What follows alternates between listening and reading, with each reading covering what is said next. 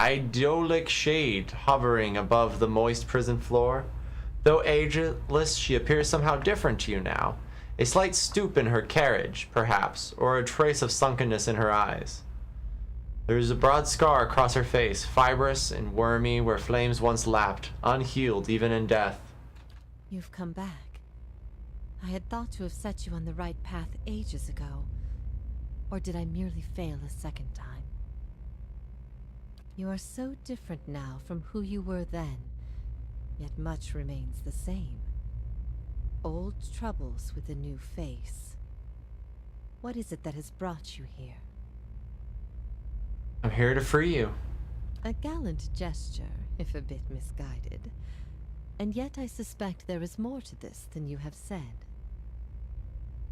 I can only guess your presence here has something to do with Theos. The energy of this place changes when he is near. I don't know what he has done, but I do know of the souls that pass through here now. They do not come by choice. Theos diverted them from the cycle. He seeks to empower Woodica and to blame Animancy for the damage he's caused. After all this time, he would still stand against the tide. You knew me when Theos did. There's something I need to know about that time. I will tell you what I remember. There's something about that lifetime my soul can't let go of. I need to know what it is, and I'm running out of time. I see moments from that life, of you, of the Inquisition, of Theos. I can see his influence, still hanging like a weight about your neck. So it always was. He had inspired something in you. We spoke of him the last time you were here also. It was just after the trial. You were agitated. I think because you started to consider that what I was teaching may have been true. And what was that? Yavara's mouth tightens and her brow furrows, a look of pity. Her eyes shift back and forth between each of yours, as if looking for something that would help her decide whether to speak. That the gods aren't real. What? Paladina throws her head back and laughs gleefully. Of course not. It all makes sense now. She's not serious. Perhaps not to her. Many are those whom the gods have scorned. This is petty retribution. There's a theory puts my boldest to shame. But we ourselves have seen the gods' influence. What I taught was that the gods whose faith we had been spreading were not gods at all, but something else entirely. Something created by people. Who created these gods? And for what? They were conceived by Engwyth, a society of high minds and broad concerns. Theos' people. In their time, every people worshipped its own gods. Sometimes they warred over it. After a few wars of their own, the Engwythans sought an end to it. They devoted all their energy to finding the true creators. Generation after generation, they prodded and worked the stitching of the world and unlocked its secrets. One day, they found an answer. Except the answer was no answer at all. There were no gods to be found. Or if there ever were, they were gone. It shook them, this finding. If they could discover this on their own, how long until others would? How long before war and chaos reigned over a world without consequence? But they had mastered many things in their pursuit of these answers. And with their mastery, they crafted their own gods to fill the void, and sent missionaries to the corners of the world to spread their faith. This is why you started your own faith?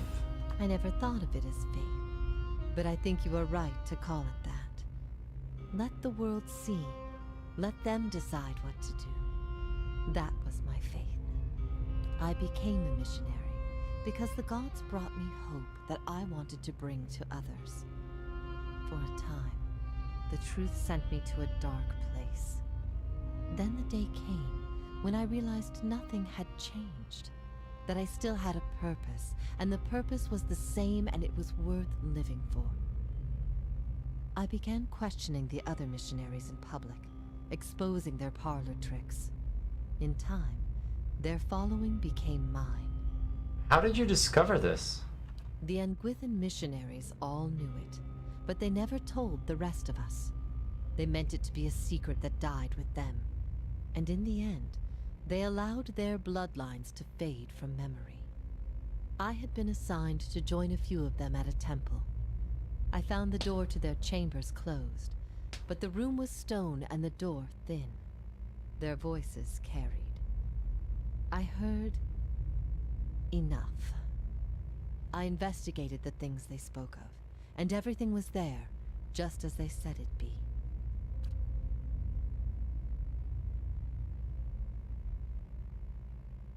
Later on, after I left the Order, a few Nguithans found my words persuasive and joined my cause. They revealed what I did not already know. Is it true what you taught? You asked me this once before. Nothing I can say would be any proof, and it may be certainty your soul craves. Resolution. But if you are bound for the same place Theos directs these souls, you will see for yourself, as you once did.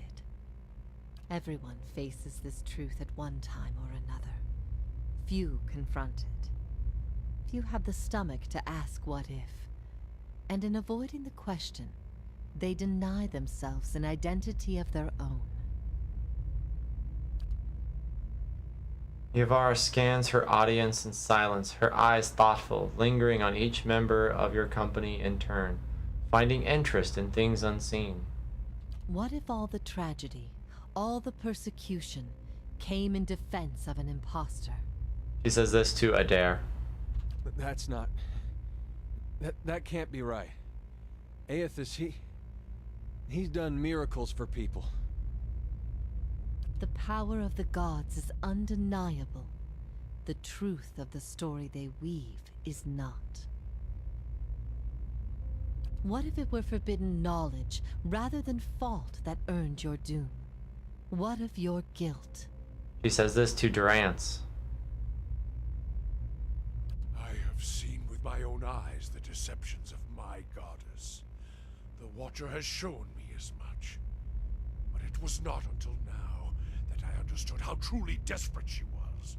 The depths of her deception. You speak of her deceptions, but what of your own? Was it her words that led you down your path? Or was it the absence of her words? A gap that you filled with your own broken thoughts? Beads of sweat coalesce on Durance's forehead and trickle down the sides of his face in streaming rivulets, as though he were a block of ice standing before a great pyre. If all our common threads are spun from a lie, what's left to bind us together? She says this to Kana. For thousands of years, the Nguithan lie clouded our sight. How can we claim there is no other way when we never had the opportunity to discover one? There are answers out there still, in places we've never thought to look. What if even mastery over all things cannot answer the most basic of questions? She says this to Palagina. I stopped asking those questions long ago. It is enough to care for those we love with the time we have in this life.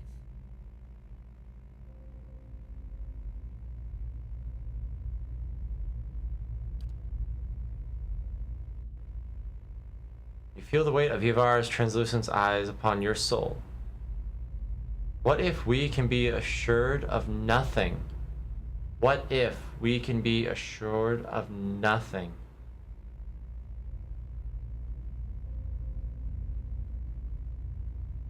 Then the only thing is in the things we... Then the only value is in the things we create ourselves? Then we had best build our own strength so we can bear it? Then only we cease to exist as beings can peace be found?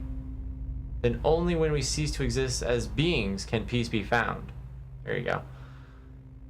It is the questions that have always posed more value than their answers. Then the fewer people who realize that, the better. Then all we can do is endure. Wow.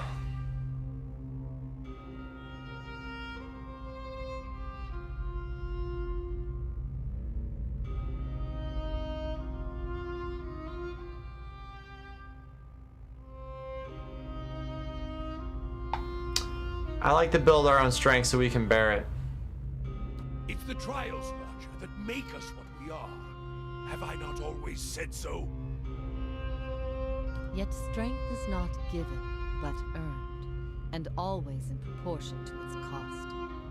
What will you sacrifice for yours, and who will pay the toll? I ask these things not to trouble you, but to show why they must be confronted. No answer is simple, but somewhere between them all lies a truth so beautiful, not even a god could conceive it. Do we not owe ourselves a chance to find our part in it?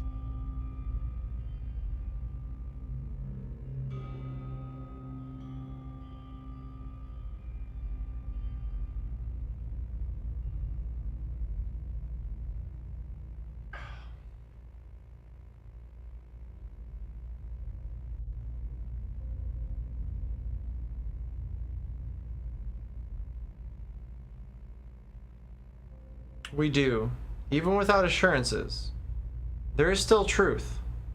If that is truly what you believe, then you are a far different person than the one I knew. I've been alone here with my thoughts for so long now. I've found peace with my failures, and with my punishment. I no longer curse fate for what might have been.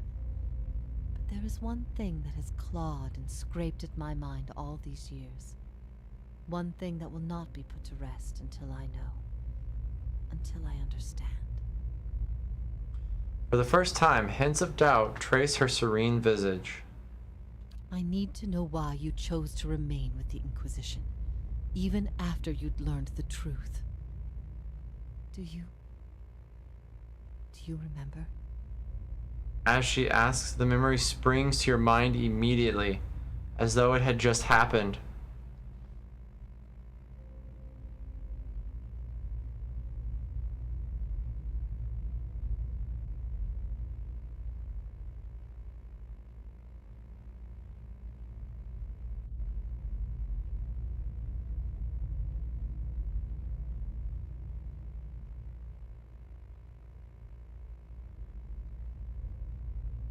I don't feel really bound to any of these answers. Everything but 7.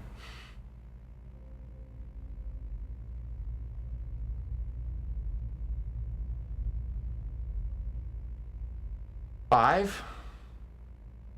I was afraid of what Theos might do to me if I didn't agree to it. Woodica gifted him a great many things, but his ability to manipulate was always his own. Good. Good. The things I taught, the things I believed, I needed to hear that. I needed to know it wasn't because I thought Theos was right.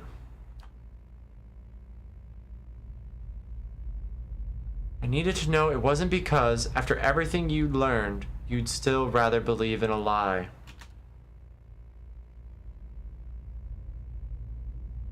If that is a conclusion people reach once they know everything, then my purpose has been a mistake. Did my opinion matter so much to you? we knew little of each other before you arrived at my camp. You might have been anybody, which is why your choice meant everything. You had heard both sides, seen everything. If not you, then who?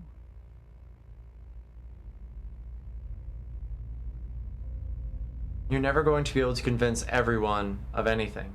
True or not, there will always be dissent. I expected dissent, but I needed to know that true faith would prevail. Perhaps I've been wrong to place so much importance on one person's actions. It was all I could do to feel like there was an answer. Even knowing what you've told me, Some part of me knows it doesn't truly answer what I wished to know.